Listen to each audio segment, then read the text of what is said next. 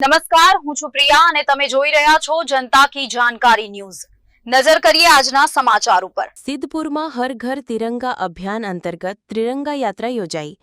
રાષ્ટ્રીય સ્વતંત્રતા પર્વની ઉજવણીના ભાગરૂપે પાટણ જિલ્લાના સિદ્ધપુરમાં હર ઘર તિરંગા રાજ્યવ્યાપી સ્વતંત્રતા ઉજવણી અભિયાન અંતર્ગત રાષ્ટ્રધ્વજના સન્માનમાં સિદ્ધપુર તાલુકા વહીવટી તંત્ર દ્વારા તિરંગા યાત્રાનું ભવ્ય આયોજન કરવામાં આવ્યું। આ તિરંગા યાત્રા એલએસ હાઈસ્કૂલ ખાતેથી સિદ્ધપુરના ધારાસભ્ય અને ગુજરાત સરકારના કેબિનેટ મંત્રી બલવંતસિંહ રાજપૂતે પ્રસ્થાન કરાવી હતી। યાત્રા શહેરના ભીમ ચોક, ઝાંપલીપોળ, ટાવર રોડ સહિત રાજમાર્ગો પર ફરી સંપન્ન થઈ હતી। આ તિરંગા યાત્રામાં મોટી સંખ્યામાં વિદ્યાર્થીઓ અને સ્થાનિક નાગરિકો જોડાયા હતા। સહુએ ભારત માતા કી જયના ગગનભેદી નારા લગાવ્યા હતા। આ નારાઓથી સમગ્ર વાતાવરણ દેશભક્તિના રંગે રંગાઈ ગયું હતું। આ તિરંગા યાત્રા દેશના સન્માનમાં આયોજિત કરવામાં આવી હતી।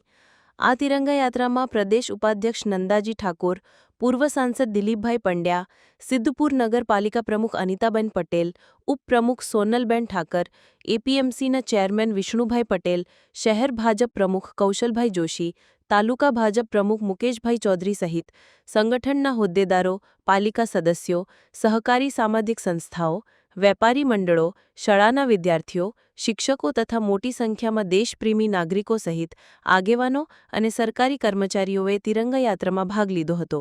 રિપોર્ટર વિશાલ જયસ્વાલ, પાટણ। આજની આ તિરંગા યાત્રા એ કોઈ કાર્યક્રમ નથી।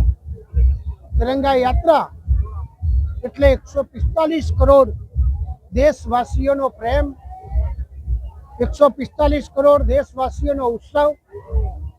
એના જે સંકલ્પો છે કે સ્વચ્છતા, માँ के नाम एक पेड़ અને આત્મનિર્ભર બનીએ, એ પ્રકારના સંકલ્પ સાથેની આ યાત્રા છે।